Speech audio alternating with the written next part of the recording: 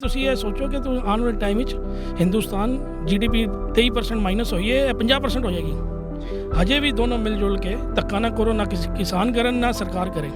ਆਪ ਜੀ ਬਹਿ ਕੇ ਹੱਲ ਕੱਢੋ, ਹੱਲ ਕੱਢ ਕੇ ਤੇ ਕੰਮ ਕਰੋ। ਇੱਥੇ ਗਰੀਬ ਵੀ ਹੈਗੇ ਨੇ, ਇੱਥੇ ਅਮੀਰ ਵੀ ਆਏ ਹੋਏ ਨੇ, ਜਿਨ੍ਹਾਂ ਦੇ ਘਰ 'ਚ ਮਰਸਨੀਆਂ ਹੈਗੀਆਂ ਨੇ, ਉਹ ਛੱਡ ਕੇ ਘਰ ਦਾ ਪੂਰਾ ਪਰਿਵਾਰ ਕੈਨੇਡਾ ਗਿਆ ਹੋਇਆ ਹੈ, ਉਹ ਸਹੂਲਤਾਂ ਛੱਡ ਕੇ ਇੱਥੇ ਆਏ ਹੋਏ ਨੇ। ਉਹ ਸਾਡੇ ਕਿਸਾਨ ਆਪਣੇ ਉਸੇ ਨਹੀਂ ਕਰਦਾ ਪਿਆ, ਇਹ ਮਿਡਲ ਮੈਨ ਉਸੇ ਕਰਦਾ ਪਿਆ। ਕੱਲ੍ਹ ਨੂੰ ਆਟਾ ਹੀ ਜੇ 100 ਰੁਪਏ ਕਿਲੋ ਹੋ ਗਿਆ ਤੇ ਕਿਸਾਨ ਤੇ ਆਪਣੀ ਬੋ ਕੇ ਖਾ ਲੇਗਾ, ਅਸੀਂ ਸ਼ਹਿਰੀ ਕੀ ਕਰਾਂਗੇ। ਜਿਸ ਚੀਜ਼ ਦੀ ਵੀ ਲੋੜ ਹੋਏਗੀ ਦਿੱਲੀ ਦੇ ਸਾਰੇ ਸਿੱਖ ਭਰਾ ਮਿਲ ਕੇ ਆਪਾਂ ਸੇਵਾ ਕਰਾਂਗੇ।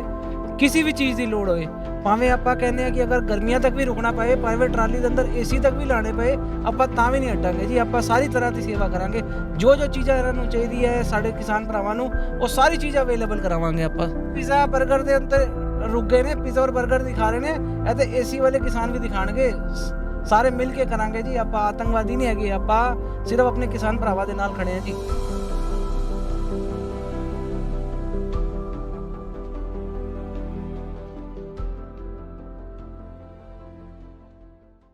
दोस्तों इस वक्त मेरे नाल बहुत सत्कारयोग जपजी फाउंडेशन तो सरदार मधुसूदन सिंह और सरदार अमरजीत सिंह मौजूद ने और गड्डी ड्राइव कर रहे हैं सरदार संदीप सिंह।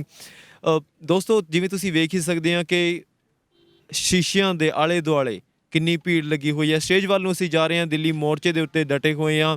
जपजी फाउंडेशन तो सारे सिंह साहब मौजूद ने, बिलोंग करते हैं और सेवा लैके जा रहे हैं। मैनूं सिंह साहब हुणे दस रहे सीगे कि आज़ादी तो पहलां भी एक इहो जिहा मसला ਸਾਡੇ ਭਾਰਤ ਦੇ ਵਿੱਚ ਆਇਆ ਸੀਗਾ, ਜਦੋਂ ਛੋਟੂ ਰਾਮ ਜਿਹੜੇ ਕਿ ਐਗਰੀਕਲਚਰ ਮਿਨਿਸਟਰ ਸੀਗੇ, ਉਹ ਉੱਥੇ ਜਾਂਦੇ ਨੇ ਤੇ ਉਹ ਕਿਵੇਂ ਜਿਹੜਾ ਇਹ ਸਾਰਾ ਮਸਲਾ ਇਹਨੂੰ ਟੈਕਲ ਕਰਦੇ ਨੇ, ਅੰਗਰੇਜ਼ਾਂ ਨਾਲ ਗੱਲ ਕਰਦੇ ਨੇ ਔਰ ਅੰਗਰੇਜ਼ਾਂ ਨੂੰ ਉਹ ਗੱਲ ਮੰਨਣੀ ਪਈ ਸੀ। ਉੱਥੋਂ ਹੀ ਸ਼ੁਰੂਆਤ ਕਰਦੇ ਹਾਂ, ਫਿਰ ਸੇਵਾ ਦੀ ਵੀ ਗੱਲ ਕਰਾਂਗੇ ਕਿਉਂਕਿ ਜਿੱਥੇ ਬਹੁਤ ਸਾਰੇ ਮੇਲ ਪਹੁੰਚ ਰਹੇ ਆ, ਪੁਰਸ਼ ਪਹੁੰਚ ਰਹੇ ਆ, ਬੱਚੇ ਪਹੁੰਚ ਰਹੇ ਆ, ਤਾਂ ਸਾਡੀਆਂ ਮਾਵਾਂ ਭੈਣਾਂ ਵੀ ਪਹੁੰਚ ਰਹੀਆਂ ਨੇ। ਤਾਂ ਉਹਨਾਂ ਦਾ ਜਿਹੜਾ ਹੈਗਾ ਰਹਿਣ ਸਹਿਣ ਦਾ, ਸੌਣ ਦਾ, ਕਿਸ ਤਰੀਕੇ ਨਾਲ ਜਿਹੜਾ ਹੈਗਾ ਉਹਨਾਂ ਨੂੰ ਰੱਖਿਆ ਜਾਵੇਗਾ, ਉਹਦੀ ਵੀ ਸੇਵਾ ਸੰਭਾਲ ਦੀ ਸਾਰੀ ਜ਼ਿੰਮੇਵਾਰੀ ਜਿਹੜੀ ਹੈਗੀ ਆ ਵੱਖ-ਵੱਖ ਸੰਸਥਾਵਾਂ ਚੁੱਕ ਰਹੀਆਂ ਨੇ, ਤਾਂ ਉਹਦੇ ਉੱਤੇ ਵੀ ਗੱਲ ਕਰਾਂਗੇ। ਸਭ ਤੋਂ ਪਹਿਲਾਂ ਸਵਾਗਤ ਕਰਦੇ ਹਾਂ ਜੀ। ਵਾਹਿਗੁਰੂ ਜੀ ਕਾ ਖਾਲਸਾ, ਵਾਹਿਗੁਰੂ ਜੀ ਕੀ ਫਤਿਹ ਜੀ। ਹਾਂਜੀ ਸਿੰਘ ਸਾਹਿਬ, ਤੁਸੀਂ ਦੱਸ ਰਹੇ ਸੀਗੇ ਕਿ ਆਜ਼ਾਦੀ ਤੋਂ ਪਹਿਲਾਂ ਉਹ ਗੱਲ ਜ਼ਰੂਰ ਦੱਸੋ ਦਰਸ਼ਕਾਂ ਨਾਲ, ਸਾਂਝੀ ਕਰੋ ਜੀ। ਆਜ਼ਾਦੀ ਤੋਂ ਪਹਿਲਾਂ ਜੀ, ਜਿਵੇਂ ਅੱਜ ਕੱਲ੍ਹ ਦੀ ਗੌਰਮੈਂਟ ਜਿਵੇਂ ਜ਼ਾਲਮ ਹੋਈ ਪਈ ਹੈ, ਉਵੇਂ ਅੰਗਰੇਜ਼ਾਂ ਨੇ ਵੀ ਕੋਈ ਕ੍ਰਿਸ਼ੀ ਦੇ ਉੱਤੇ ਇਸ ਤਰ੍ਹਾਂ ਦੇ ਕੋਈ ਕਾਨੂੰਨ ਕੱਢੇ ਸਨ। ਅਤੇ ਸਰ ਛੋਟੂ ਰਾਮ ਉਸ ਵਕਤ ਐਗਰੀਕਲਚਰ ਦੇ ਕਿਸਾਨਾਂ ਦੇ ਨੇਤਾ ਹੁੰਦੇ ਸਨ। ਉਹਨਾਂ ਨੇ ਫਿਰ ਅੰਗਰੇਜ਼ਾਂ ਨੂੰ ਕਿਹਾ ਬਈ, ਉਹਨਾਂ ਦੀ ਗੱਲ ਨਹੀਂ ਮੰਨੀ ਗਈ, ਅਤੇ ਉਹਨਾਂ ਨੇ ਫਿਰ ਉੱਥੇ ਜਾ ਕੇ ਇੱਕੋ ਹੀ ਗੱਲ ਕਹੀ ਕਿ ਮੈਂ 1 ਸਾਲ ਵਾਸਤੇ ਸਾਰੇ ਆਪਣੇ ਕਿਸਾਨਾਂ ਭਰਾਵਾਂ ਨੂੰ ਕਹਾਂਗਾ ਵੀ ਕਿਸਾਨੀ ਬਿਲਕੁਲ ਬੰਦ ਕਰ ਦਿਓ, ਆਪਣੇ ਜੋਗੀ ਫਸਲ ਬੀਜੋ ਬਸ। ਅੱਛਾ ਜੀ। ਇੰਨਾ ਕਹਿ ਕੇ ਉਹ ਅੰਗਰੇਜ਼ ਦਫ਼ਤਰ ਵਿੱਚੋਂ ਬਾਹਰ ਆ ਗਏ। ਅਤੇ ਬਾਅਦ 'ਚੋਂ ਅੰਗਰੇਜ਼ ਦੇ ਜਿਹੜਾ ਅਫਸਰ ਸੀ, ਉਹਨੇ ਆਪਣੇ ਟਰਾਂਸਲੇਟਰ ਨੂੰ ਪੁੱਛਿਆ ਵੀ ਇਹ ਕੀ ਕਹਿ ਕੇ ਗਿਆ ਇੰਨੇ ਗੁੱਸੇ 'ਚ। ਉਹਨੇ ਕਿਹਾ ਕਿ ਉਹਨੇ ਦੱਸਿਆ ਵੀ ਸਰ ਛੋਟੂ ਰਾਮ ਜੀ ਕਹਿ ਗਏ ਨੇ ਕਿ ਹੁਣ ਪੰਜਾਬ ਜਾਂ ਹਰਿਆਣਾ ਵਿੱਚ ਕੋਈ ਕਿਸਾਨੀ ਫਸਲ ਵੇਚਣ ਵਾਸਤੇ ਨਹੀਂ ਕਿਸਾਨੀ ਕਰੇਗਾ, ਸਿਰਫ ਆਪ ਦੇ ਖਾਣ ਵਾਸਤੇ ਕਰੇਗਾ। ਇੰਨਾ ਸੁਣ ਕੇ 10 ਮਿੰਟਾਂ ਵਿੱਚ ਹੀ ਉਸ ਵਕਤ ਦਾ ਜਿਹੜਾ ਅਫਸਰ ਸੀ ਉਹਦੇ ਹੱਥ ਪੈਰ ਪੈ ਗਏ ਕਿ ਇਹ ਕੀ ਹੋਏਗਾ। ਉਸ ਵਕਤ ਪੰਜਾਬ ਜਿਹੜਾ ਸੀ ਹਰਿਤ ਕ੍ਰਾਂਤੀ ਅੰਦਰ ਪੂਰੇ ਦੇਸ਼ ਨੂੰ, ਹਿੰਦੁਸਤਾਨ ਨੂੰ ਇੱਥੋਂ ਹੀ ਖਾਣਾ ਜਾਂਦਾ ਸੀ। ਅਤੇ ਉਹਨੇ 10 ਮਿੰਟਾਂ ਵਿੱਚ ਹੀ ਸਾਰੀ ਆਪਣੀ ਸ਼ਰਤਾਂ ਉਹਨਾਂ ਦੀਆਂ ਮੰਨ ਲਈਆਂ। ਜਾਇਜ਼ ਸ਼ਰਤਾਂ ਸੀ ਜਿਹੜੀਆਂ, ਨਜਾਇਜ਼ ਤਾਂ ਕਿਸਾਨ ਕਦੀ ਕਹਿੰਦਾ ਹੀ ਨਹੀਂ ਜੀ।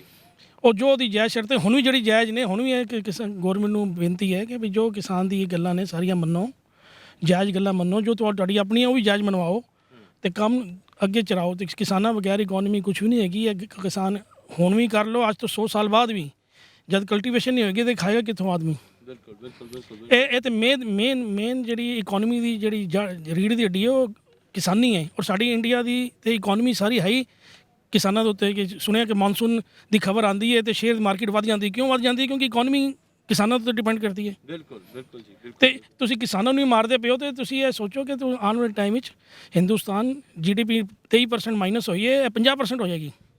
ਹਜੇ ਵੀ ਦੋਨੋਂ ਮਿਲ ਜੁਲ ਕੇ ਧੱਕਾ ਨਾ ਕਰੋ, ਨਾ ਕਿਸਾਨ ਕਰਨ ਨਾ ਸਰਕਾਰ ਕਰੇ। ਆਪ ਜੀ ਬਹਿ ਕੇ ਹੱਲ ਕੱਢੋ, ਹੱਲ ਕੱਢ ਕੇ ਤੇ ਕੰਮ ਕਰੋ।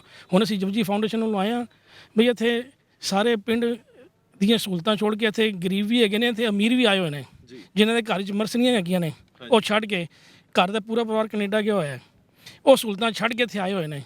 ਉਹ ਸਾਡੇ ਕਿਸਾਨ ਆਪਣੇ ਉਸੇ ਨਹੀਂ ਕਰਦਾ ਪਿਆ, ਇਹ ਮਿਡਲ ਮੈਨ ਉਸੇ ਕਰਦਾ ਪਿਆ। ਕੱਲ੍ਹ ਨੂੰ ਆਟਾ ਹੀ ਜੇ 100 ਰੁਪਏ ਕਿਲੋ ਹੋ ਗਿਆ ਤੇ ਕਿਸਾਨ ਤੇ ਆਪਣੀ ਬੋ ਕੇ ਖਾ ਲੇਗਾ, ਅਸੀਂ ਸ਼ਹਿਰੀ ਕੀ ਕਰਾਂਗੇ। ਅੱਜ ਛੱਲੀਆਂ ਜਿਹੜੇ ਅਸੀਂ ਕਈ ਵਾਰੀ ਕੀ ਕਰਦੇ ਹਾਂ, ਅਸੀਂ ਬਾਹਰ ਗਏ ਹੁੰਦੇ ਆ ਸ਼ਹਿਰਾਂ ਦੇ ਵਿੱਚ, ਤੇ ਕਈ ਜਿਹੜੇ ਮੇਰੇ ਵੀਰ ਹੈਗੇ ਉਹ ਠੇਲਿਆਂ ਤੋਂ ਵੀ ਖਾਣਾ ਖਾਣ ਲੱਗ ਜਾਂਦੇ ਆ ਥਾਲੀ। ਫਿਰ ਸਿੰਘ ਸਾਹਿਬ ਫਿਰ ਤਾਂ ਜਿਹੜੀ ਠੇਲਿਆਂ ਤੇ 50 ਰੁਪਏ ਦੀ ਥਾਲੀ ਮਿਲਦੀ ਆ 60 ਰੁਪਏ ਦੀ, ਉਹ ਤਾਂ ਫਿਰ ਮੈਂ ਕਿਹਾ 200-300 ਦੀ ਮਿਲੂਗੀ। 200-300 ਰੁਪਏ ਦੀ ਜ਼ਰੂਰ ਮਿਲੇਗੀ ਜੀ, ਠੀਕ ਕਹਿ ਰਹੇ ਹੋ ਬਿਲਕੁਲ ਤੁਸੀਂ ਵੀਰ ਜੀ। ਤੇ ਜਿੱਦਾਂ ਬਾਈ ਜੀ ਹੁਣ ਜਿੱਦਾਂ ਤੁਸੀਂ ਸੇਵਾ ਲੈ ਕੇ ਜਾ ਰਹੇ ਹੋ ਹੈ ਨਾ ਜੀ, ਤੇ ਤੁਸੀਂ ਵੇਖਿਆ ਵੀ ਹੈਗਾ ਵੀ ਖਾਸ ਤੌਰ ਦੇ ਉੱਤੇ ਹੁਣ ਮਾਤਾਵਾਂ ਜਿਹੜੀਆਂ ਨੇ ਬਹੁਤ ਆ ਰਹੀਆਂ ਨੇ, ਔਰ ਮੈਂ ਤਾਂ ਕਹੂੰਗਾ ਕਿ ਮਾਤਾਵਾਂ ਦੇ ਅੰਦਰ ਇੰਨਾ ਜੋਸ਼ ਹੈਗਾ, ਉਹ ਪੁਰਸ਼ਾਂ ਦੇ ਸਾਡੇ ਬਾਪੂਆਂ ਦੇ ਨਾਲੋਂ ਵੀ ਜ਼ਿਆਦਾ ਜੋਸ਼ ਹੈਗਾ ਹੈ ਜੀ।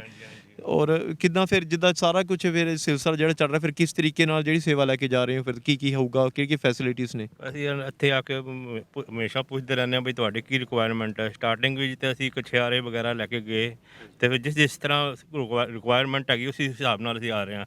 ਅੱਜ ਕੱਲ੍ਹ ਇਹਨਾਂ ਦੀ ਟੈਂਟ ਦੀ ਹੈਗੀ ਰਿਕੁਆਇਰਮੈਂਟ, ਕੋਈ ਜਿਵੇਂ ਲੇਡੀਜ਼ ਵਗੈਰਾ ਆਉਂਦੀਆਂ ਨੇ ਉਹ ਟੈਂਟ 'ਚ ਰਹਿਣ, ਬਾਹਰ ਜਾ ਕੇ ਦਿੱਕਤ ਨਾ ਹੋਵੇ ਕਿਸੇ ਤਰ੍ਹਾਂ ਦੀ ਵੀ। ਤੇ ਸਾਡਾ ਚੌਥਾ ਚੱਕਰ ਹੈਗਾ, ਤੇ ਪਹਿਲਾਂ ਵੀ ਇਹਨਾਂ ਦੇ ਰਿਕੁਆਇਰਮੈਂਟ ਸੀ ਟੈਂਟਾਂ ਦੀ, ਅਸੀਂ ਹੁਣ ਵੀ ਟੈਂਟ ਹੀ ਲੈ ਕੇ ਜਾ ਰਹੇ ਹੈਗੇ ਹਾਂ। ਦੱਸ ਦਈਏ ਕਿ ਸਾਰੇ ਸਿੰਘ ਸਾਹਿਬ ਜਿਹੜੇ ਨੇ ਦਿੱਲੀ ਤੋਂ ਸੰਬੰਧ ਰੱਖਦੇ ਨੇ, ਔਰ ਦਿੱਲੀ ਵਾਲੇ ਜਿਹੜੇ ਖਾਸ ਤੌਰ ਦੇ ਉੱਤੇ ਵੀ ਦਿੱਲੀ ਵਾਲਿਆਂ ਨੇ ਵੀ ਦਿਲ ਖੋਲ੍ਹੇ ਪਏ ਆ। ਕਹਿੰਦੇ ਹੁੰਦੇ ਸੀਗੇ ਵੀ ਦਿਲ ਵਾਲੋਂ ਕੀ ਦਿੱਲੀ ਹੋਤੀ ਹੈ, ਪਰ ਅੱਜ ਅਸੀਂ ਵੇਖਿਆ ਕਿ ਵਾਕਈ ਦਿਲ ਵਾਲੇ ਹੀ ਹੁੰਦੇ ਆ ਦਿੱਲੀ ਵਾਲੇ। ਔਰ ਜਿਸ ਤਰੀਕੇ ਨਾਲ ਸਿੱਖੀ ਨਾਲ ਵੀ ਜੁੜੇ ਹੋਏ ਆ, ਗੁਰੂ ਦੀ ਮਰਿਆਦਾ ਨਾਲ ਜੁੜੇ ਹੋਏ ਆ, ਔਰ ਕੋਈ ਵੀ ਸਾਨੂੰ ਖਾਸ ਤੌਰ ਦੇ ਉੱਤੇ ਜਿਹੜਾ ਸਿੱਖ ਦਿੱਲੀ ਵਾਲਾ ਪਤਿਤ ਨਹੀਂ ਸਾਨੂੰ ਕੋਈ ਮਿਲਿਆ, ਵੱਡੀ ਗੱਲ ਇਹ ਹੈਗੀ ਹੈ। ਸੋ ਪ੍ਰਮਾਤਮਾ ਅੱਗੇ ਇਹੀ ਅਰਦਾਸ ਕਰਦੇ ਹਾਂ ਕਿ ਦਿੱਲੀ ਵਾਲੇ ਸਿੰਘਾਂ ਦੀ ਵੀ ਪ੍ਰਮਾਤਮਾ ਚੜ੍ਹਦੀ ਕਲਾ ਰੱਖੇ, ਤਾਂ ਕਿ ਇਸੇ ਤਰੀਕੇ ਨਾਲ ਜਦੋਂ ਵੀ ਇਨਸਾਨੀਅਤ ਦੇ ਉੱਤੇ ਭੀੜ ਪੈਂਦੀ ਹੈ ਤਾਂ ਉਹ ਆਪਣਾ ਫਰਜ਼ ਸਮਝ ਕੇ ਇਸ ਮੈਦਾਨ ਦੇ ਵਿੱਚ ਜ਼ਰੂਰ ਕੁੱਦਣ। ਔਰ ਕਹਿੰਦੇ ਹੁੰਦੇ ਆ ਕਿ ਨਿਸ਼ਚੈ ਕਰ ਆਪਣੀ ਚੀਤ ਕਰੋ। ਸਿੰਘ ਸਾਹਿਬ ਦੇ ਨਾਲ ਵੀ ਗੱਲ ਕਰ ਲੈਂਦੇ ਆ, ਅੱਗੇ ਡਰਾਈਵ ਵੀ ਕਰ ਰਹੇ ਨੇ, ਇਹ ਵੀ ਇੱਕ ਸੇਵਾ ਹੈਗੀ ਆ। ਸਿੰਘ ਸਾਹਿਬ ਵਾਹਿਗੁਰੂ ਜੀ ਕਾ ਖਾਲਸਾ ਵਾਹਿਗੁਰੂ ਜੀ ਕੀ ਫਤਿਹ ਜੀ। ਵਾਹਿਗੁਰੂ ਖਾਲਸਾ ਵਾਹਿਗੁਰੂ ਫਤਿਹ ਜੀ। ਸਿੰਘ ਸਾਹਿਬ ਕਿੱਦਾਂ ਵੇਖ ਰਿਹਾ ਫਿਰ ਜਿੱਦਾਂ ਹੁਣ ਹੁਮਾ ਕੇ ਜਿਹੜੀ ਸੇਵਾਵਾਂ ਆ ਰਹੀਆਂ ਨੇ, ਕਿਸੇ ਵੀ ਚੀਜ਼ ਦੀ ਕਮੀ ਨਹੀਂ ਹੈ, ਭਾਵੇਂ ਉਹ ਹੀਟਰ ਹੋਵੇ, ਲੱਕੜਾਂ ਹੋਣ, ਸਾਰਾ ਕੁਝ, ਮਤਲਬ ਕਿ ਖਜੂਰਾਂ ਦੇ ਲੰਗਰ ਲੱਗੇ ਪਏ ਆ, ਡਰਾਈ ਫਰੂਟ ਤਾਂ ਮੈਂ ਉਹ ਕਹਿੰਦਾ ਵੀ ਜਿਹੜੇ ਸ਼ਾਇਦ ਕਿਸੇ ਨੇ ਸੁਣੇ ਵੀ ਨਹੀਂ ਹੋਣੇ, ਉਹ ਮੇਵੇ ਵੀ ਇੱਥੇ ਵੀ ਮਿਲ ਰਹੇ ਆ।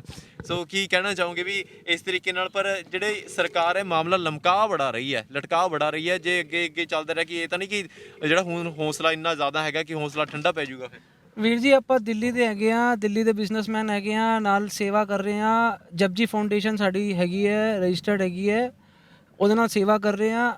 ਜਿਸ ਚੀਜ਼ ਦੀ ਵੀ ਲੋੜ ਹੋਏਗੀ ਦਿੱਲੀ ਦੇ ਸਾਰੇ ਸਿੱਖ ਭਰਾ ਮਿਲ ਕੇ ਆਪਾਂ ਸੇਵਾ ਕਰਾਂਗੇ। ਕਿਸੇ ਵੀ ਚੀਜ਼ ਦੀ ਲੋੜ ਹੋਏ, ਭਾਵੇਂ ਆਪਾਂ ਕਹਿੰਦੇ ਆ ਕਿ ਅਗਰ ਗਰਮੀਆਂ ਤੱਕ ਵੀ ਰੁਕਣਾ ਪਏ, ਭਾਵੇਂ ਟਰਾਲੀ ਦੇ ਅੰਦਰ ਏਸੀ ਤੱਕ ਵੀ ਲਾਣੇ ਪਏ, ਆਪਾਂ ਤਾਂ ਵੀ ਨਹੀਂ ਹਟਾਂਗੇ ਜੀ। ਆਪਾਂ ਸਾਰੀ ਤਰ੍ਹਾਂ ਦੀ ਸੇਵਾ ਕਰਾਂਗੇ। ਜੋ ਚੀਜ਼ਾਂ ਇਹਨਾਂ ਨੂੰ ਚਾਹੀਦੀ ਹੈ ਸਾਡੇ ਕਿਸਾਨ ਭਰਾਵਾਂ ਨੂੰ, ਉਹ ਸਾਰੀ ਚੀਜ਼ਾਂ ਅਵੇਲੇਬਲ ਕਰਾਵਾਂਗੇ ਆਪਾਂ। ਕੀ ਬਾਤ ਹੈ। ਸੋ ਕਹਿੰਦੇ ਆ ਕਿ ਜੇ ਗਰਮੀਆਂ ਤੱਕ ਮਾਮਲਾ ਲਟਕਦਾ ਰਿਹਾ, ਕਹਿੰਦੇ ਕੋਈ ਚੱਕਰ ਨਹੀਂ ਹੈਗਾ, ਟਰਾਲੀਆਂ 'ਚ ਏਸੀ ਲਾ ਦੇਵਾਂਗੇ। ਪੀਜ਼ਾ 버ਗਰ ਦੇ ਅੰਦਰ ਰੁਕ ਗਏ ਨੇ, ਪੀਜ਼ਾ ਔਰ 버ਗਰ ਦਿਖਾ ਰਹੇ ਨੇ, ਇਹ ਤੇ ਏਸੀ ਵਾਲੇ ਕਿਸਾਨ ਵੀ ਦਿਖਾਣਗੇ। ਸਾਰੇ ਮਿਲ ਕੇ ਕਰਾਂਗੇ ਜੀ। ਆਪਾਂ ਆਤੰਕਵਾਦੀ ਨਹੀਂ ਹੈਗੇ, ਆਪਾਂ ਸਿਰਫ ਆਪਣੇ ਕਿਸਾਨ ਭਰਾਵਾਂ ਦੇ ਨਾਲ ਖੜੇ ਹਾਂ ਜੀ। ਬਹੁਤ ਧੰਨਵਾਦ ਦੋਸਤੋ। ਸੋ ਇਸੇ ਤਰੀਕੇ ਨਾਲ ਜਿਹੜੇ ਜਜ਼ਬੇ ਹੈਗੇ ਆ, ਔਰ ਇਹ ਜਜ਼ਬੇ ਕਿਤੇ ਐਵੇਂ ਮੁੱਲ ਨਹੀਂ ਤੁਸੀਂ ਖਰੀਦ ਸਕਦੇ, ਬਾਜ਼ਾਰ 'ਚੋਂ ਨਹੀਂ ਵਿਕਦੇ। ਕਹਿੰਦੇ ਹੁੰਦੇ ਆ ਕਿ ਦੱਸੋ ਫਿਰ ਜਜ਼ਬੇ ਖਰੀਦ ਕਿੱਥੋਂ ਲਈਏ, ਨਾ ਇਹ ਹੱਟੀਆਂ ਤੇ ਵਿਕਦੇ, ਨਾ ਦੇਵੇ ਕੋਈ ਹੋਕਾ, ਫਿਰ ਦੱਸੋ ਇਹ ਜਜ਼ਬੇ ਖਰੀਦ ਕਿੱਥੋਂ ਲਈਏ। ਵੇਖਦੇ ਰਹੋ ਨਿਰਪੱਖ ਪੋਸਟ, ਖਬਰ ਦੀ ਨਿਰਪੱਖ ਆਵਾਜ਼। ਧੰਨਵਾਦ। ਪੰਜਾਬ ਅਤੇ ਪੰਜਾਬੀਅਤ ਨਾਲ ਜੁੜਿਆ ਹਰ ਮੁੱਦਾ, ਹਰ ਖਬਰ ਨਿਰਪੱਖ ਤਰੀਕੇ ਨਾਲ ਤੁਹਾਡੇ ਤੱਕ ਪਹੁੰਚਣ ਦੀ ਕੋਸ਼ਿਸ਼ ਵਿੱਚ ਤੁਸੀਂ ਵੀ ਦੇਵੋ ਸਾਡਾ ਸਾਥ। ਤਾਂ ਹੁਣੇ ਲਾਈਕ ਕਰੋ ਸਾਡਾ ਫੇਸਬੁੱਕ ਪੇਜ, ਸਬਸਕ੍ਰਾਈਬ ਕਰੋ YouTube ਤੇ, ਅਤੇ ਫੋਲੋ ਕਰੋ ਇੰਸਟਾ ਅਤੇ ਟਵਿੱਟਰ ਤੇ ਨਿਰਪੱਖ ਪੋਸਟ, ਖਬਰ ਦੀ ਨਿਰਪੱਖ ਆਵਾਜ਼। ਵਿਜ਼ਿਟ ਕਰੋ www.nirpakhpost.com।